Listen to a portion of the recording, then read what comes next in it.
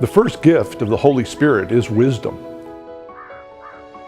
Pope Francis tells us wisdom is the grace of being able to see everything, the world and the people around us, with the all-encompassing love of our Creator. To see with God's eyes.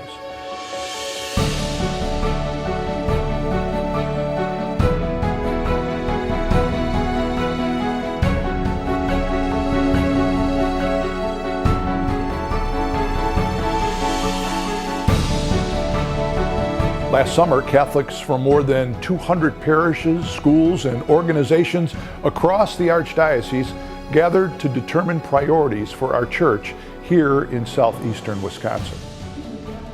In each mission area studied, there emerged the desire for all Catholics to know their faith, to be formed in their faith, and to take action. We're called to see with God's eyes, to listen with God's ears, and most importantly, to act so that all will see the face of God through us. I'm learning to see with God's eyes in that I'm learning to recognize God's presence in everything around us. The seminary has given me the opportunity to grow in love for the person in front of me. Priests aren't born. They're made, they're formed in the seminary. And that doesn't happen without the commitment of a whole diocese supporting us. The teaching parish model is set up so that we as seminarians have an encounter with what our life will be like as priests, what our responsibilities will be like when we are priests. The Catholic Stewardship Appeal is very important to my life as a seminarian and as a future priest because quite honestly, I don't know that I could be on this path without it. St. Francis de Sales Seminary is forming more priests than it has in decades. We need priests on fire for the faith to lead us in the sacraments and to continue the spirit of renewal in our church. Last year, we ordained 6 new priests, and today your seminary has 40 outstanding young men enrolled, learning to guide us all to see with God's eyes.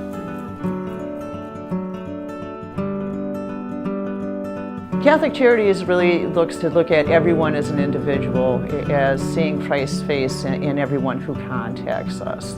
They're typically in crisis mode, and they're looking to get an answer, and they're looking to get one quick. He couldn't even sleep at night. He was waking up 5-6 times a night because he's so used to working and the financial strain and the worry of being evicted. I've been working with Ken and Angela for a couple of months. They called me because they were being evicted. Good morning, this is Lisa. Can I help you? They were only a month behind in rent, but they had already been to court. We seriously had nowhere else to go.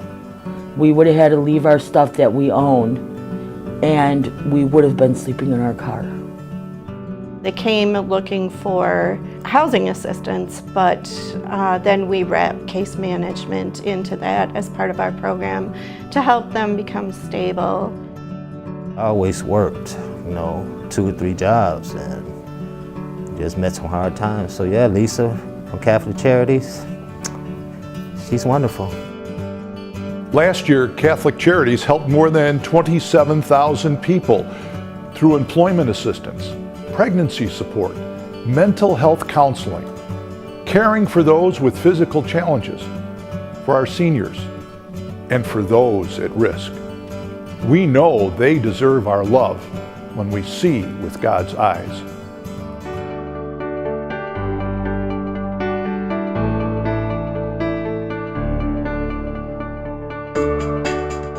Intercultural Ministries is an office of the Archdiocese of Milwaukee. This is part of the mission of the church to reach out to people of all cultures. What happens every Sunday at parishes around the diocese will just totally astound you. We sing in Lao, we sing in Hmong, we sing in Karen, Karenni, English, Spanish, and then there's gospel music too. And I think that just enhances the Mass, and it enhances the community because we get to know one another at the Mass. Unless everyone is around the table, then we're not truly and fully the image of Christ that we need to be for the world.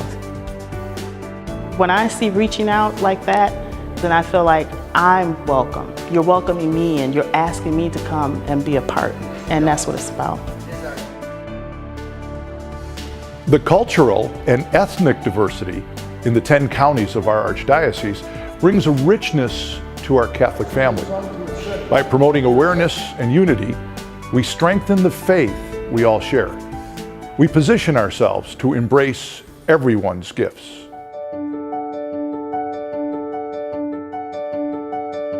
In the Archdiocese of Milwaukee, our Catholic school students consistently outperform their counterparts all over the state.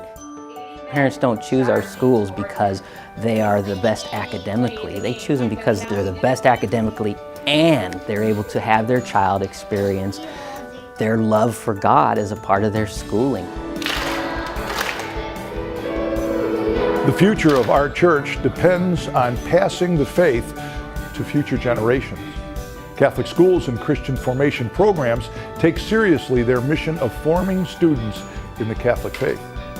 Catholic schools are respected for strong academic programs and forming youth in mind, body, and spirit. These ministries form future leaders for service in the church and in our communities. Liturgy is not separate from the rest of our lives. It's the living out of our mission as intentional disciples of Christ. In liturgy, we receive God's gift to us and become God's gift to others, ready to proclaim the good news as we see with God's eyes. Through our synod, we've created a vision and ministerial priorities for the future, a new Pentecost to ignite, renew, and energize us, to help us live like Christ and his disciples, to see with God's eyes.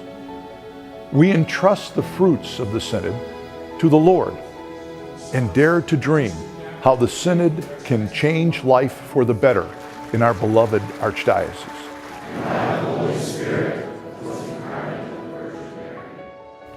Today, you've seen just a few of the vital ministries that will continue to help us realize our vision.